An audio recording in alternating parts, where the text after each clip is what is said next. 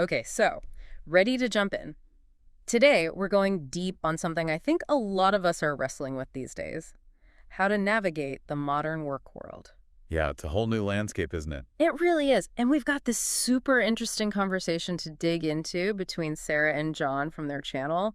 And you know what we're all about here right now? Actionable insights for you, the learner. Exactly. No fluff. Just those straight to the point aha moments that actually help you level up. And this source, I think it's gold because you're getting two voices, both in the digital world, but with different angles. Great. So we've got Sarah. She's built her own online business from scratch. Bootstrapped it, the whole 9 yards. And then John, he's a digital marketing pro strategist, been in the game a while. Seasoned, yeah. And they've both lived through these big shifts in how we work. Oh, yeah. And they're not just talking theory. They're giving grounded advice from the trenches.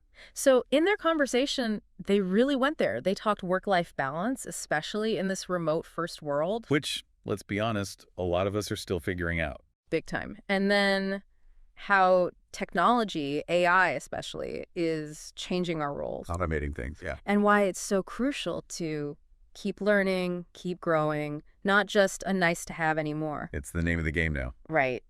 So we're going to unpack their whole conversation, pull out the key takeaways, how to stay productive, avoid burnout, adapt to all this crazy change. And, become the best versions of ourselves professionally. That's the goal. So where do we even start with all this? Well, the shift to remote work, that's got to be square one, right? Okay. It's something John talked about, and it's a story a lot of us have lived. That initial, honeymoon phase? Oh, yeah. No more commute, more time with the family? Working in your PJs. Right. Freedom. It sounds so idyllic. It does. But as John pointed out, and we've probably all felt this, that initial excitement can wear off. And then the real challenges hit you. Yeah. Especially setting boundaries, When your home is your office, it can get blurry. Blurry is an understatement. It's a tough balancing act, for sure. And then you bring in Sarah's perspective. She's an online business owner, right? So she's living it times 10. Exactly. For her, it's not just about physical space, it's mental, too. That's so true. How do you switch off when your business is, intertwined with your whole life and your online presence? Always another email, always another notification. Always on, yeah. It's exhausting. So takeaway number one for you listening is this. Remote work is awesome, don't get me wrong, but to really make it work, to have that work-life balance everyone's after, you got to be intentional. you got to put in the effort consistently to set those boundaries and stick to them. It's not about the where, it's about the how. It's about the mindset, the strategies you use. Okay, so let's talk strategies. What did they actually recommend? Well, John had some solid advice. He was big on having a designated work zone. Even if it's just a corner of a room, right? Yeah, but it's more than just having a desk. It's about sending your brain a signal. Okay, I'm here, it's work time. Yeah, like a mental on-off switch. Exactly. And then, just as important, at the end of the day, you get up, you leave that zone. You physically walk away. That's the cue to switch off, at least mentally. Yeah. He also talked a lot about structured breaks throughout the day. So not just powering through for hours on end? Nope. Short breaks, he said, those actually boost productivity in the long run. Interesting. Think about it. Our brains aren't meant to focus nonstop. We need those little pauses to recover mentally. Makes sense. And then, John was really adamant about this. Weekends are for family, period. No work allowed. Unplug completely. That's how you truly recharge. And Sarah totally agreed on the physical boundaries thing. Yeah, which just shows you how fundamental it is. No matter what kind of work you do. Corporate, remote, entrepreneur, whatever. So for you out there, takeaway number 2. These strategies, the workspace, the breaks, the protected personal time. They're not just suggestions, they're non-negotiables. If you want to be productive and honestly just sane in the long run. For real. Okay, let's get real about something else. Burnout. Oof, yeah. John talked about this, and I think it resonated with a lot of people. He described that feeling of, losing your passion. It's going through the motions. Yeah, And it's not just being tired, it's deeper than that. it's exhaustion, but on a whole other level, mentally, emotionally. Yeah, like you're depleted. And he had to consciously force himself to take a step back, put self-care first. Otherwise, you just keep spiraling. Exactly. Sarah, too, she talked about feeling drained emotionally and physically. And that's the thing about burnout. It can creep up on you even when you love what you do. So insidious. So what did they do to get out of that rut? Well, John was all about disconnecting, truly disconnecting. So doing things that have zero to do with work. Yep. And he said spending time with loved ones, just being present with them was super restorative. Oh, I love that. Also, mindfulness, meditation. Those practices are so powerful. Sarah, too, she said even short meditation breaks throughout the day made a difference. Any little bit helps. And then for her, exercise was a big one. Her reset button, she called it. I can relate to that. John agreed about exercise, too. Even a quick walk can change your whole mood. It's amazing how much that can help. So, big takeaway here, number 3. Pay attention to the signs of burnout early. That cynicism creeping in. The lack of excitement. Don't wait till you're totally fried. Yeah, and build in those disconnecting activities, those self-care rituals. It's not selfish, it's preventative. It's an investment in yourself, really. Now, beyond just preventing the bad, they also talked about actively bringing in the good. The fun stuff. Hobbies. Hobbies. Sarah loves to travel, and lately she's been getting into cooking. I love that. Exploring new things. Then John's a photographer. Okay. He shoots landscapes, cityscapes. Capturing all those vibes. And he's even learning guitar. How cool is that? So awesome. Sarah also got into gardening during the pandemic. There's something so grounding about that, right? Totally. Being in nature, seeing things grow. Especially when so much of our work is in the digital ether. So for all of you listening, takeaway number 4. Make time for those things you love, those things that have nothing to do with your job. It's not just about filling time, it's about refilling your energy. It sparks creativity, helps you see things differently. So important. Okay, let's talk about the future of work. Ooh, the crystal ball. John thinks remote work is here to stay, which, duh, right? Yeah, no going back now. But he thinks hybrid is going to be the dominant model. Makes sense. People want that flexibility. But they also miss that in-person connection. The collaboration, the spontaneous brainstorming. Right, and just the social aspect. Water cooler talk, office gossip. All of it. And Sarah agreed that hybrid's probably the future. So it's not one or the other. It's finding that sweet spot. The best of both worlds. Exactly. Yeah. So for you, the learner, expect things to keep changing. Flexibility is going to be key. Be ready to adapt to different ways of working. Remote, in-office, hybrid, the whole shebang. Now let's talk tech. AI specifically. The elephant in the room? John, being in digital marketing, he had some interesting thoughts. Yeah, he sees AI as this powerful tool, especially for automating stuff. Like data analysis, targeting. Even some content creation. Wow. But he was also really clear, AI is a tool, not a replacement. It can't do everything. Especially those uniquely human things. Like creativity, strategy, building relationships. Those are still crucial, especially in areas like branding, customer engagement. The human touch, Sarah agreed with that. She said AI can handle the grunt work, but the human element is irreplaceable. It's a partnership. Exactly. So for you listening, remember, AI is a powerful assistant. But it can't replace your own ingenuity and your ability to connect with people. Don't underestimate those things. Okay. Last but not least, they talked about something that's so crucial in our digital world. Networking. It's more than just schmoozing, right? Way more. Sarah made a really good point. She said it's not just about climbing the ladder. It's about learning, finding support, connecting with people who get it. Who speak your language. Yeah. John's own experiences really prove that. He talked about how many opportunities came from those connections. Just from building relationships. Yeah, it's about the give and take, the mutual support. So key takeaway here. Build those connections in your field. Authentic relationships, Yeah. not just LinkedIn contacts. Because those connections, they can lead to learning, mentorship, maybe even your dream job. You never know. Okay, final thing, and this is huge. Continuous learning, personal growth. Never stop learning. John, he's all about it. Online courses, books, webinars. He's always soaking up new knowledge. And he said it's not just about taking it in, it's about reflecting on it. How does this fit into my goals?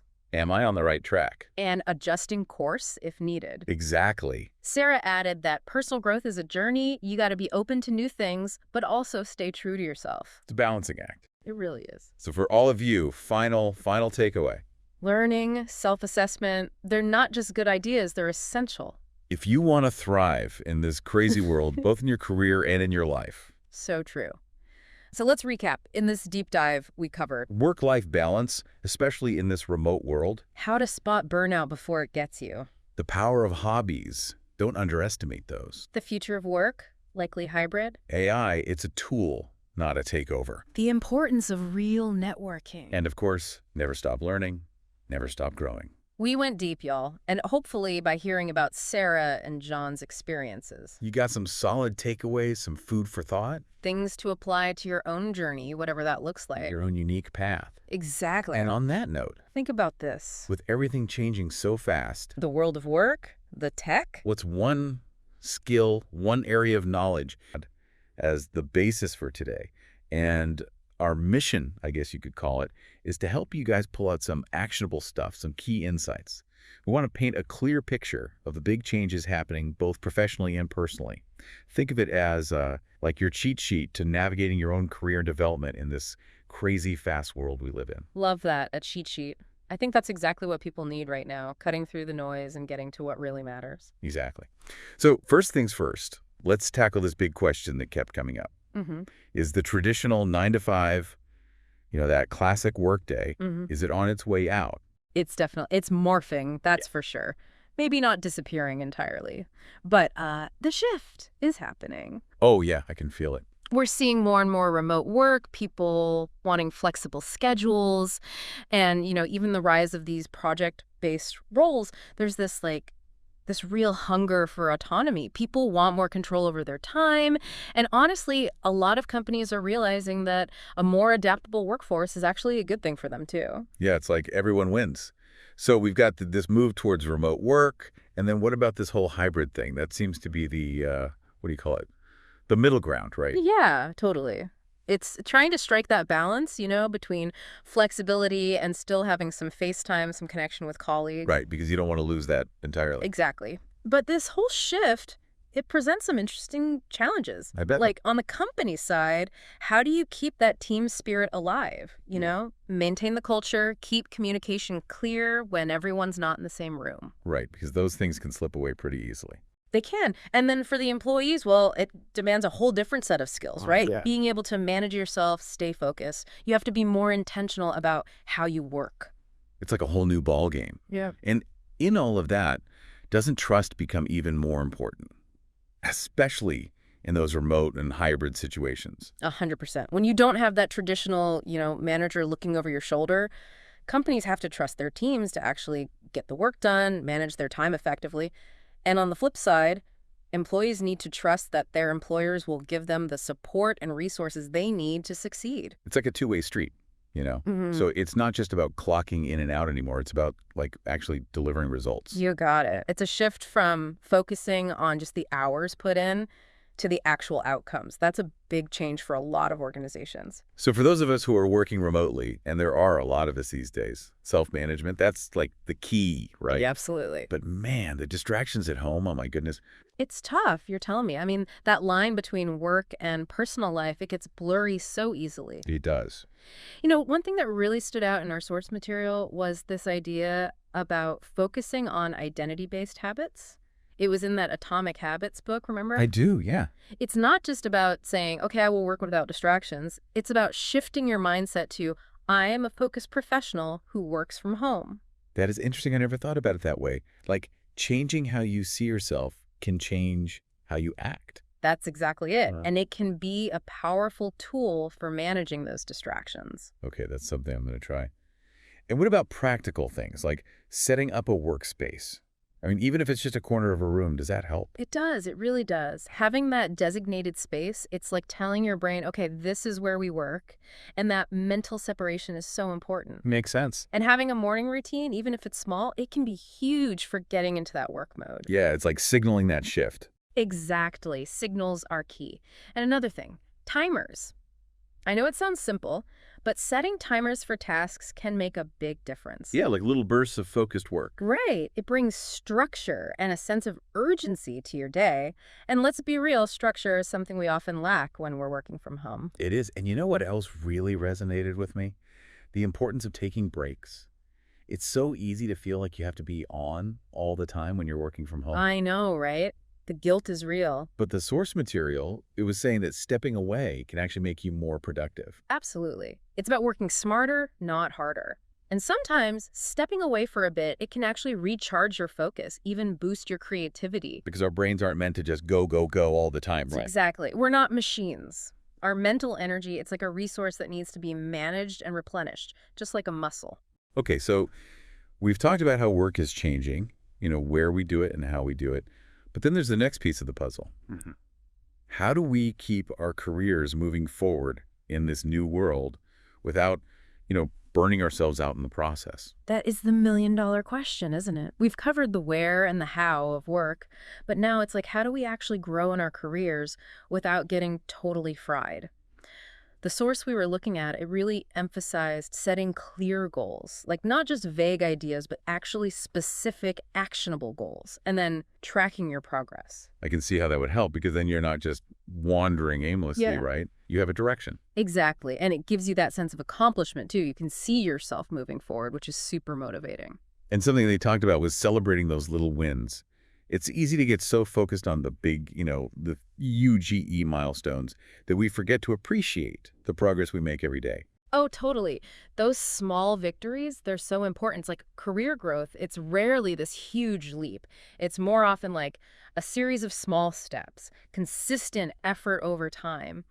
Recognizing and celebrating those small wins, it keeps you going. It builds momentum. I like that. Small wins, big momentum. And what about learning? I mean, it seems like no matter where you are in your career, you always have to be learning new things. Absolutely. You can't just rest on your laurels. Yeah. This whole work landscape, it's changing constantly. Continuous learning, it's not optional anymore. It's essential.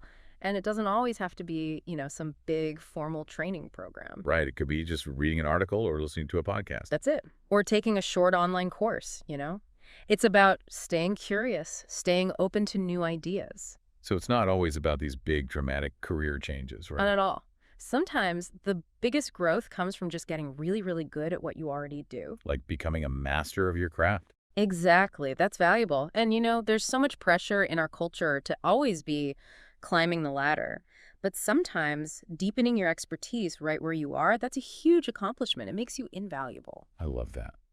So we've covered work, but what about personal development? It seems like that goes hand in hand with our professional lives, right? It really does. It's like the foundation. Personal growth gives you the strength and the resilience to handle the challenges that come with building a career and just navigating life in general. And in the source material we were looking at, they described it as a journey, which I think is really fitting. It's this ongoing process of learning and evolving, and it requires being open to change, trying new things. Yeah, and it mentioned using resources like books, which I know a lot of people find helpful. Oh, me too. Books are amazing. They can give you frameworks, insights, new perspectives, and sometimes they challenge your assumptions. They can be really inspiring. They can be. And one thing that resonated with me was this idea of setting personal challenges, like pushing yourself outside of your comfort zone, both in your work life and in your personal life. That's so important because when you push your boundaries in any area of life, it makes you more resilient, more adaptable. You learn what you're capable of. You might even discover talents you didn't know you had. And they specifically talked about two books, Atomic Habits and The Power of Now. Oh, yeah. Those are great. They're very different, but they complement each other really well. In one way. Well, Atomic Habits, like we touched on earlier, it's all about creating those small, consistent habits that lead to big changes over time. It's very practical. I like practical. Right. And then The Power of Now, it's more about mindfulness, about being present in this moment. Our world is so fast-paced, so distracting, and this book gives you tools to calm your mind, reduce anxiety, and just see things more clearly. That mindfulness piece really speaks to me, especially because we're constantly bombarded with information these days. Like our attention is pulled in a million directions. It is. It's exhausting. But mindfulness, it's like hitting the reset button. It helps you focus, make better decisions, both at work and in your personal life. So that brings us to, I think, a really important concept, the growth mindset. It seems like that's the fuel for both career and personal development. It is. It totally is. A growth mindset, it's the belief that you can always learn and grow, that your abilities aren't fixed. You're not limited by what you know now. So it's the opposite of like, oh, I'm just not good at math or I'm not a creative person. Exactly. It's about believing that you can develop your skills, your talents, your intelligence through effort and dedication. And the good news is it's not something you're born with. You can cultivate a growth mindset. It just takes practice. And part of that seems to be how we view failure. It's like we have to shift from being afraid of it to seeing it as a learning opportunity. That's a huge shift, but it's so important. A growth mindset sees failure as feedback. It's It's like, okay, that didn't work, so what can I learn from it? How can I adjust my approach? There's this great concept called failing forward. It's about embracing those setbacks, knowing that they're part of the process, and using them to move yourself forward. So it's like failure isn't the end, it's just part of the journey. Exactly. And it makes you more resilient, too. Okay, so we've talked about it a lot, but we can't ignore the elephant in the room. Technology Yeah. is changing everything so rapidly. What do you think the next 5 to 10 years will hold for us in terms of how we work? Well, AI, artificial intelligence, is going to be huge. It's already being integrated into so many aspects of work, and it's only going to get more sophisticated. Like, think about AI tools that can analyze tons of data and identify market trends. Wow, it's like taking over a lot of what humans do now, right? It is, and that means human analysts can focus on the bigger picture, the strategy, instead of getting bogged down in the data. So it's like AI is enhancing our capabilities, not necessarily replacing us. Exactly. But with all this technology, I think we're going to have to be really intentional about how we use it and how we protect our time and our well-being. Because it's so easy to get sucked in, Yeah. right? It's like always being on. It is. So finding that balance, being mindful of our technology use, that's going to be key. We have to protect those human connections, make sure we're not letting technology overwhelm our lives. And I think that's what really stood out in our discussion, that even with all these advances, the human element, it's still essential. Oh, absolutely. Technology can automate tasks and make things more efficient, but it can't replace things like critical thinking, creativity, empathy, those uniquely human skills. Right, and those are the skills that are going to be even more valuable in the future, right? Totally. Because at the end of the day, it's about connecting with people, understanding complex situations, thinking outside the box. Those are the things that set us apart. So it's not about technology taking over. It's about finding that sweet spot where technology enhances our abilities and gives us more freedom, but we don't lose our humanity in the process. That's it. That's the goal. It's about technology serving us, not the other way around. So wrapping up this deep dive, it's clear that how we work, how our careers grow, and how we develop ourselves, it's all connected. And it's all happening against this backdrop of incredible technological change. We really hope you've gotten some valuable insights from this, some things you can apply to your own journey, both professionally and personally. We do. And as you move forward, think about how these trends and ideas connect with your own experience. Yeah, and I think, a lot of our listeners are probably thinking about this stuff already in their own lives. Yeah, Whether it's, at work or in their personal lives. absolutely. So what we want to do is sort of take Sarah and John's conversation and really try to pull out some really useful stuff that you can actually use. Yeah, what jumped out at me right away just looking at it is that no matter what you're working on right now, like whether it's you're trying to get a promotion or you're learning something new, Right. even just trying to kind of feel more balanced day to day, all of these things are just so fundamental. Like Yeah. you need self-motivation, you need to know how to get through those rough patches. Oh, yeah. And having people you can learn from. Right. And then just that whole thing of how do you deal when things get turned upside down. Totally. So I think Sarah and John have really laid out some great practical stuff here. Yeah. And we can kind of dig in and see what we can pull out of it. Okay, let's start with self-motivation because John kicks things off by talking about remembering your why. Yeah. Like that bigger goal when you're kind of stuck in the everyday stuff. Yeah. Does that resonate with you at all? Oh, yeah. All the time. Yeah. I think everyone has that experience where you're just going through the motions Totally. and you've kind of lost touch with that initial spark. Right. Like, what was I even trying to do here? Exactly. So connecting back to that bigger purpose can be so grounding. And, a really simple exercise is just to ask yourself, okay, what impact was I hoping to make? Or what values does this actually connect to? Right. And just writing that down can be really powerful. And then John talks about breaking down those big goals into smaller pieces. Yes.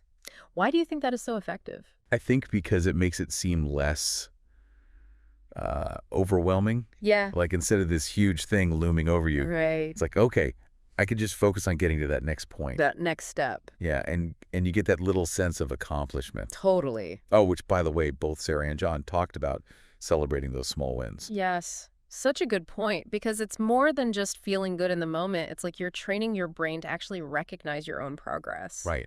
So how can you make that more concrete, beyond just kind of mentally acknowledging it? Right. Could you share it with someone? Oh, yeah. Or maybe take a minute to really appreciate how far you've come? Or even, like Sarah said, writing those wins down so you can actually see them. Oh, that's so smart. Yeah. Yeah. Okay, but let's be honest. Motivation isn't something that just stays high all the time. No way. What happens when it dips? Right. Sarah talked about taking a step back, resting, and on not seeing that as failure. Mm-hmm. That's so important because I think we have this tendency to just push through even when we're exhausted. Oh, yeah. But what Sarah is saying is that rest is actually essential for staying productive. Yeah. It's about listening to your body and mind, and then she brings up your support system. All right. Like, who are the people that can help you when you're feeling stuck? Yeah, because just talking it out, getting a new perspective can be huge. Absolutely.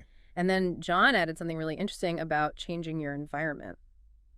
Have you found that that actually makes a difference? Oh, yeah, totally. I mean, sometimes all it takes is a walk outside or even just moving to a different room just to kind of shift your energy. Yeah, so it's like all these things together, right? Remembering your why, breaking things down, celebrating those small wins, knowing when to rest and who to reach out to, and then maybe just changing your scenery a bit. It's like you're managing your internal world and your external world. Yeah, to kind of keep things moving forward. Exactly. Okay, let's talk about overcoming challenges, because John starts off by mentioning resilience. Yeah. And he has this idea of focusing on what you can control when things feel crazy, which I think is so hard when you're in the middle of it. It is so hard because I think our natural instinct when things go wrong is to fixate on all the things we can't control. Totally. Yeah, all the external factors. But what John is saying is if you can zero in on the things you can actually do something about, Right. your response, your effort, even just your attitude, that's where you regain that sense of power. Yeah, instead of feeling like a victim. Exactly. And then he talks about seeing challenges as opportunities for growth. Oh, I love that. Yeah, it's not always easy to see it that way when you're in it. No.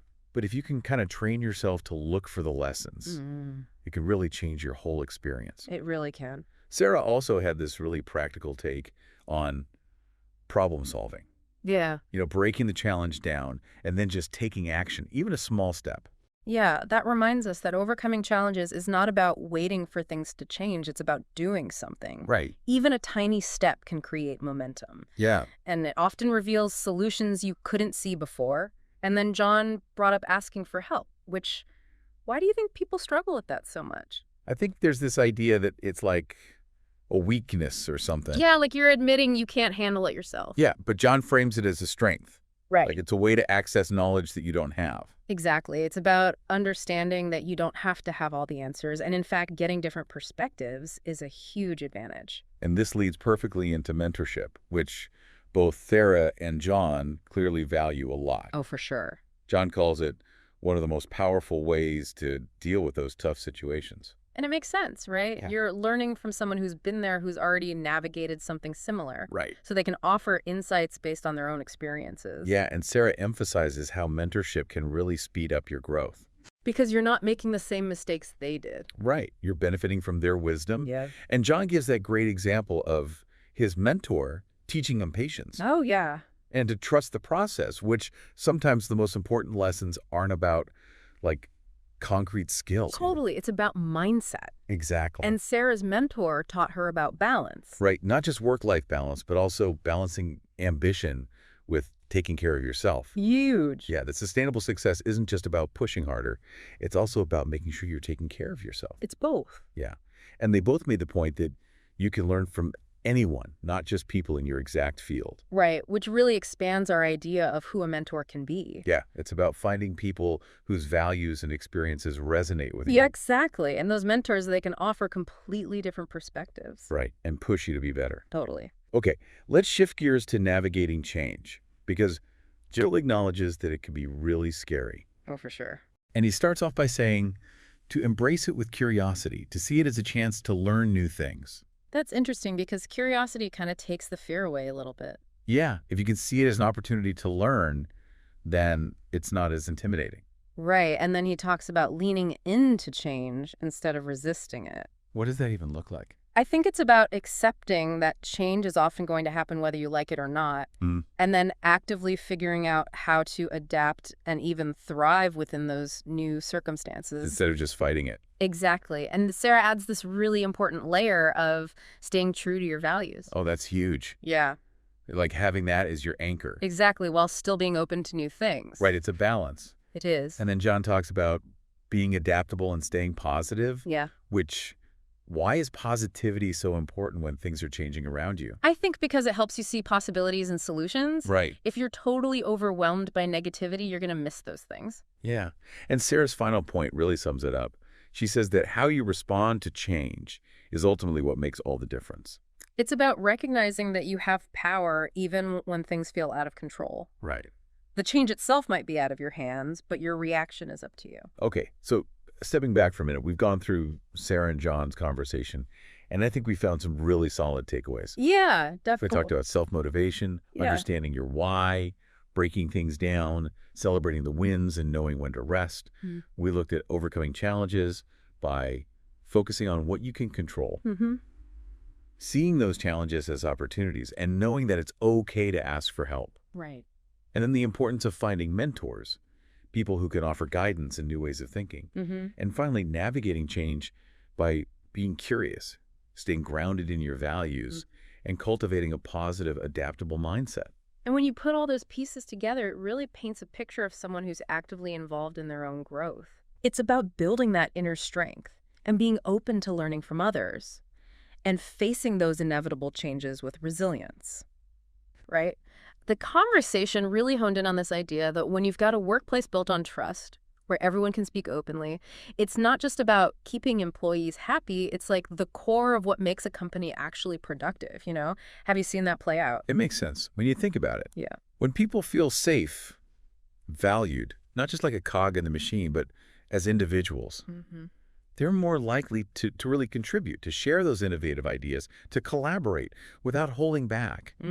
It's about creating that environment of psychological safety. Exactly. And there was this point about employees feeling valued as people, not just for their job title, for who they are. Absolutely. Recognizing that people have lives outside of work, it creates a stronger sense of loyalty. Makes you want to go that extra mile, right? It does. Like they're invested in you. It's about belonging. Yeah, definitely. And that kind of leads into another shift that came up.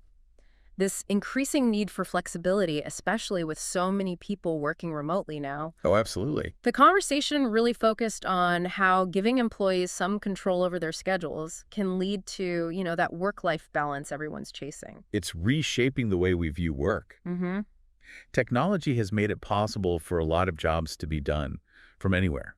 And that offers more freedom, more autonomy. It challenges that old way of thinking, like being productive means sitting at a desk for a set number of hours. Right now, it's more about the results you produce and how effectively you communicate, regardless of when or where you're working.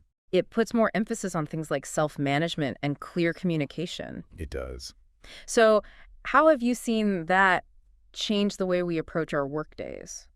I think it forces us to reevaluate what productivity really means. Right. When you're not tied to the clock in the same way, it becomes more about setting clear objectives, being transparent in your communication, and having a culture of accountability. And there was that idea of working smarter, not harder, which makes so much sense in the context of remote work. It's about being intentional with your time and energy, prioritizing tasks that have the biggest impact. So how can someone actually put that into practice? Well, it starts with identifying those distractions that are eating up your time, whether you're at home or in the office. Right. Then you can start to prioritize, use technology to streamline things, figure out when you're most productive, and capitalize on that. It's optimizing your workflow, making each effort count. Now, switching gears a bit, something I always find fascinating is the role of creativity in business. It's often seen as just for artistic fields, but the conversation really highlighted how it's the foundation of innovation in any sector. Oh, absolutely. Why is that so vital even in industries that aren't traditionally thought of as creative? It's about problem solving, finding new and better ways to do things, even in the most everyday tasks.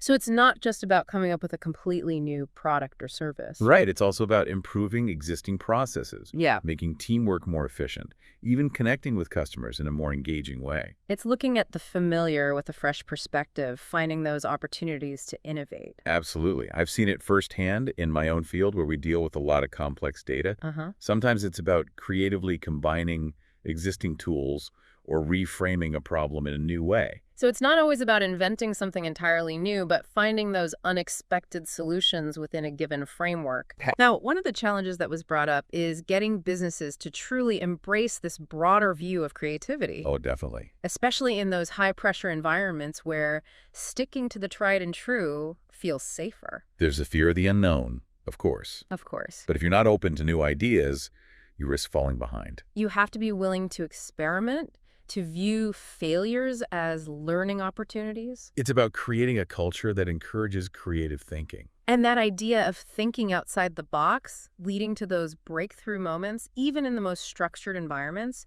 it's so powerful. I think a lot of the biggest advancements throughout history came from people who questioned the status quo. They were willing to explore those unconventional paths. Exactly. And the conversation emphasized how important it is for leaders to create those safe spaces where employees feel comfortable sharing even the wildest ideas. A rigid environment can really stifle innovation. So how can leaders actually foster that kind of open culture? They need to actively solicit ideas from everyone.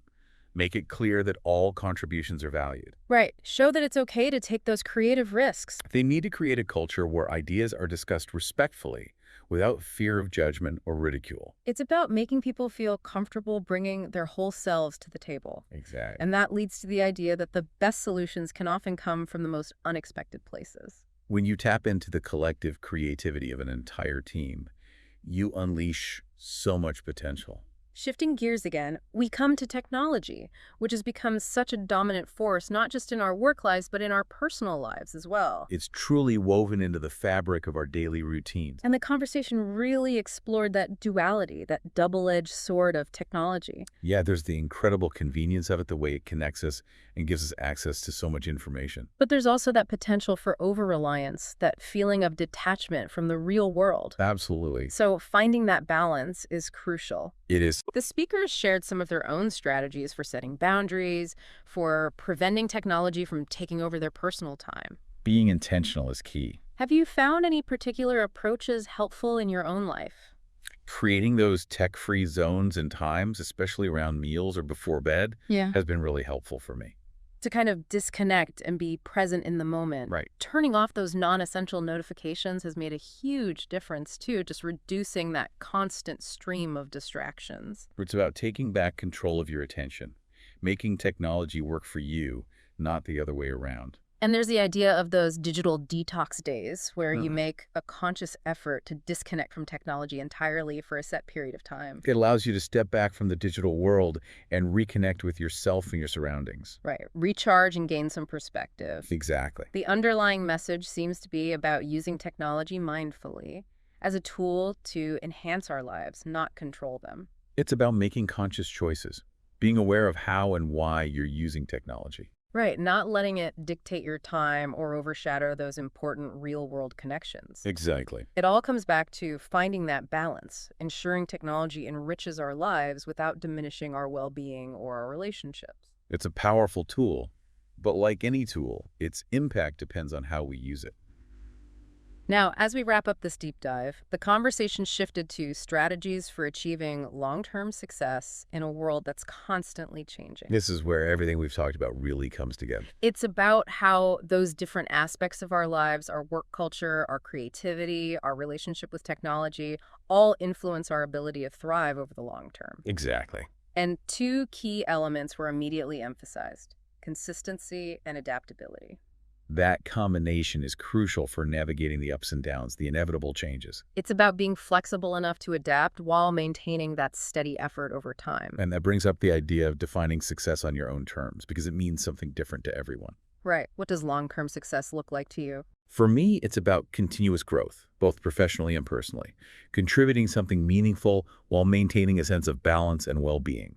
It's not just about reaching a specific destination. It's about enjoying the journey. The conversation also underscored the importance of resilience, of bouncing back from those inevitable setbacks. That's what allows you to learn from your mistakes and keep moving forward. The commitment to lifelong learning was another key theme, that constant drive to expand your knowledge and skills. You have to stay curious, keep evolving. And the value of surrounding yourself with people who inspire and challenge you, who help you grow. The people you surround yourself with have a huge impact on your journey. And finally, that vital element of passion, that sense of purpose that fuels your efforts. Passion provides the motivation to keep going, even when things get tough. It makes the journey more rewarding, regardless of the outcome. It does. The conversation ended with a really insightful point: the importance of finding joy in the process, not just focusing on the end goal. If you're only focused on the destination, you miss out on all the... And do their absolute best work. That's such a powerful shift in perspective. It's not about barking orders or micromanaging. It's about creating an environment where people can excel. Yeah, and he gave a great example about how a leader's empathy during a team member's personal crisis ended up not only helping that individual, but actually strengthening the bonds within the whole team. Leading by example was another big one, right? People really watch what their leaders do, not just what they say. Absolutely. If a leader shows up with dedication and works hard, it inspires others to do the same. Makes sense. And active listening, was that something John talked about too? Because that seems so crucial for building trust. Oh, for sure. Both John and Sarah highlighted how important trust is in any leadership role. Without it, you're going nowhere. And active listening is all about really tuning in to what people are saying, not just waiting for your turn to talk. Yeah. Picking up on those nonverbal cues too. Right? Exactly. It's about making people feel truly heard and understood. And when people feel valued, trust naturally grows. So we've talked about the positive qualities, but what about the mistakes leaders make? John got into that too, didn't he? Yep, and one of the biggest ones he pointed to was micromanaging. I think we've all experienced that at some point. What did he say about that? He explained that micromanaging often comes from a lack of trust in a team's abilities. It can really stifle creativity and make people feel like they're not valued for their skills. It can be so demotivating. You're constantly second-guessing yourself and not able to take ownership of your work. Right, and he had the story about a leader who would hover over every single task, constantly checking in on their team. The team ended up being afraid to take initiative, and their productivity actually plummeted. The opposite of what that leader was probably hoping for. Was there anything else John mentioned as a common leadership pitfall? Yeah, he said that not giving enough feedback is a huge problem, both the positive kind to reinforce what's working well, but also constructive criticism to help people grow. Makes sense. If people don't know how they're doing, how can they improve or feel appreciated for their contributions? It's like wandering around in the dark. And Sarah made a really interesting point about the challenge of finding that sweet spot between giving people freedom to do their work and offering the guidance they need to succeed. That balance. I could see how that could be tricky. Totally. And she tied it back to that idea of empathy, knowing your team well enough to understand when to step back and let them shine and when to offer more support. It's a real art. So what I'm hearing is that good leadership is about recognizing that everyone's different and there's no one-size-fits-all approach. Precisely. And when leaders get that right, it creates what John calls a win-win scenario. Everyone benefits. The team feels valued, their work gets better, and the whole organization thrives. It's like a positive feedback loop. So, we've covered the foundations of leadership. But let's face it, challenges are a part of life, especially in the workplace. Definitely. Sarah brought that up in the conversation, didn't she? She acknowledged that challenges are inevitable and kind of set the stage for that part of the discussion. She did. Yeah. And John had a really interesting take on how to deal with them. Yeah, he's all about breaking them down. So instead of getting overwhelmed by a huge problem, you look for those smaller, manageable pieces you can tackle one by one. That feels so much less daunting, right? It's like climbing a mountain one step at a time instead of trying to leap to the top. Exactly. He also stressed the importance of staying calm under pressure. Easier said than done sometimes, but it's so crucial. It is.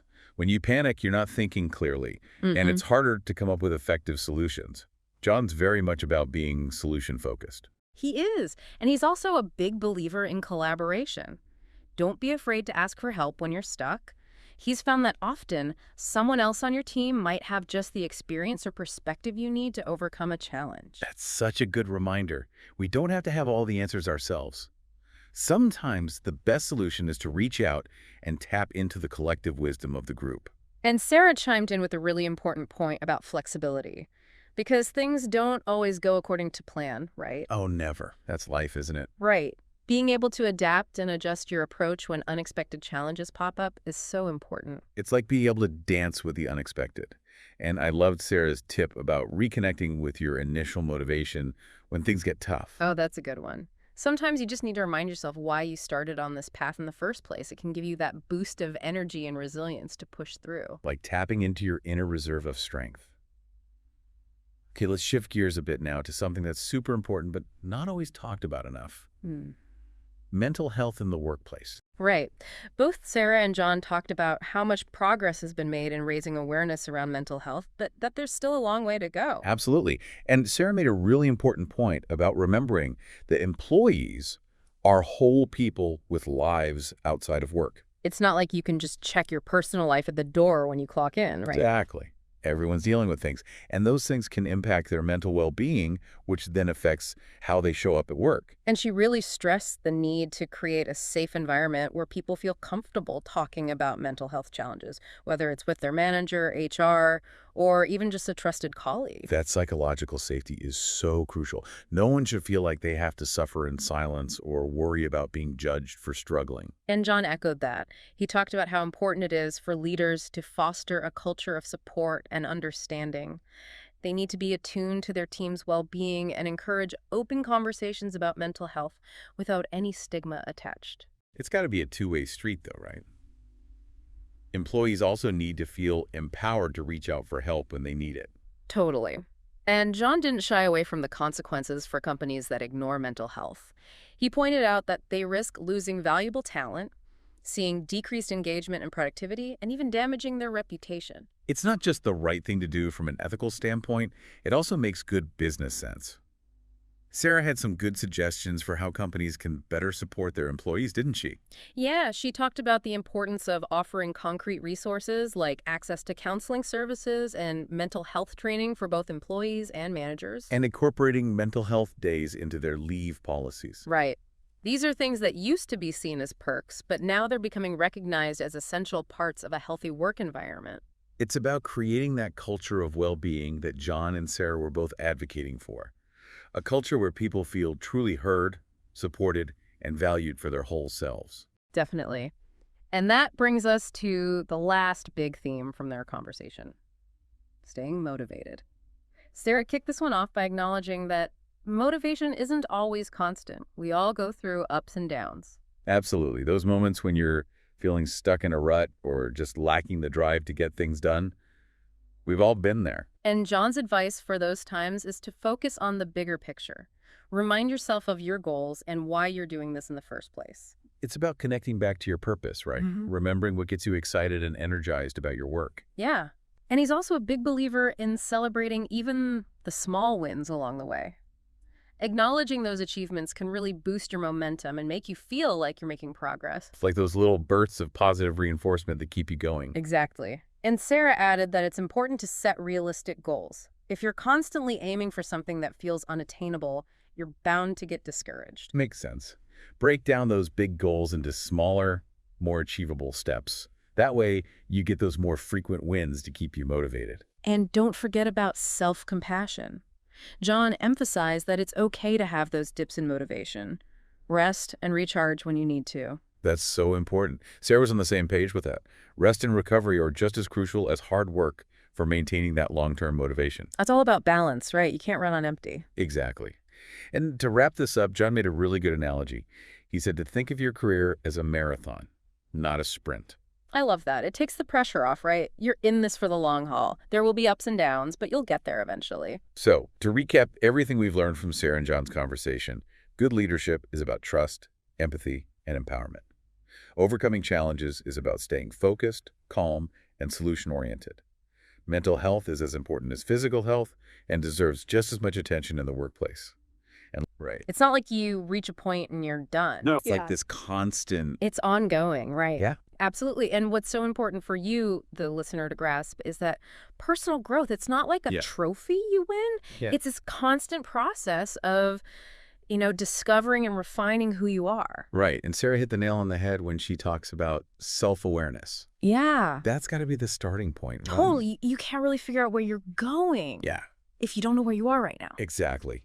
And it's not always easy. Oh, no. Sarah even talks about embracing the discomfort. Yes. Like pushing yourself outside of your comfort zone, which can be... uncomfortable, for sure. Yeah, uncomfortable. And then John chimes in, and he's all about being around people who Oh, yeah. challenge you, Absolutely. which I think is so interesting. It's about challenging your perspectives, right? And this is a great question for you, the listener. Yeah. Are you actively looking for viewpoints that maybe are different from your own? Oh, John's point is all about that friction of ideas, being around people who push your thinking Right. and help you see things from different angles. Right. That's how you learn and grow. And Sarah builds on that. She talks about having relationships that are both supportive and challenging. Right. So you need that balance of people who are there for you, Yeah. but also push you to be better. To hold you accountable. Yeah. And keep you motivated. I think that's something we all need. And what's interesting here is they're both talking about the role of relationships. Mm-hmm.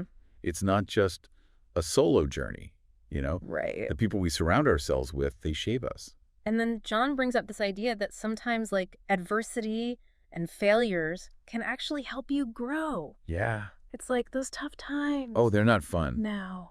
But they teach you so much. Yeah, it's like you learn the most from those. Exactly. And if you think about resilience, which is your ability to bounce back, Right. it's often those setbacks that make you stronger. So true. So when you're going through those tough times, Sarah talks about having a strong why. Oh, that's essential. Yeah, like a purpose that keeps you going. Absolutely. It's that driving force. And she also reminds us that progress isn't always a straight line. Oh, no. You're going to have ups and downs. For sure. And that's so important for you to remember, Yeah. that expectation of always moving forward. Right. It could be discouraging when you hit those bumps. So having that why helps you through those. Exactly. It gives you something to hold on to. And John adds to that. He says progress might not always be visible every day, but it's still happening. It's trusting the process. Right, and trusting yourself. Yeah, you got to believe in yourself even when you don't see the results right away. So true. Okay, so let's switch gears a little bit and Okay. talk about career changes. Big topic. Huge. And John acknowledges they can be scary, Oh, yeah. but they also have so much potential. The unknown can be exciting. Right, and Sarah shares her own story about going from a corporate job To freelancing. And she's really honest about how scary it was at first. I bet a lot of you listening can relate to that. Oh, yeah. It's a big leap going from that structured environment Yeah. to being your own boss with all the uncertainty that comes with it. And John talks about that feeling of uncertainty that comes with any new path. It's natural to feel that way. Yeah, you're stepping into the unknown. Exactly. But Sarah says what helped her through it was having a clear vision of what she wanted and a willingness to learn new skills. Right. Being adaptable. Yes. And those two go hand in hand. Yeah. The vision gives you direction like a compass, Right. and adaptability helps you navigate all the unexpected turns. Totally. And John emphasizes patience Oh, yeah. and self-compassion. It's not going to happen overnight. Right. You got to be kind to yourself. And this is where Sarah's point about the comparison trap comes in. Oh, the comparison trap. Yes. It's so easy to fall into that. It is, especially with social media. Everyone's highlighting their successes. Yeah. Exactly. And you start to wonder why you're not there yet. Right. But John's reminder about patience is so important. Yeah. You got to manage your expectations and realize that learning takes time. And Sarah really drives home the point of focusing on your own path. Yes. And celebrating your own progress. Absolutely. Every journey is different. Right. And it's your unique journey. So true. Okay, let's move on to work-life balance. Another big one. Oh, yeah. John starts off by saying it's a struggle for everyone. Especially during times of change. Right, and Sarah talks about her experience with overworking as a freelancer Yeah. and how she realized balance isn't just about splitting your time. It's about priorities, Right, and setting boundaries. which can be so hard. It is. No setting work hours, actually taking time off. It sounds simple. It does. No. And Sarah's experience is a perfect example Yeah. of how the lines can get blurred, especially with remote work. It's so easy for work to just take over. It is. And that's why those boundaries are so important.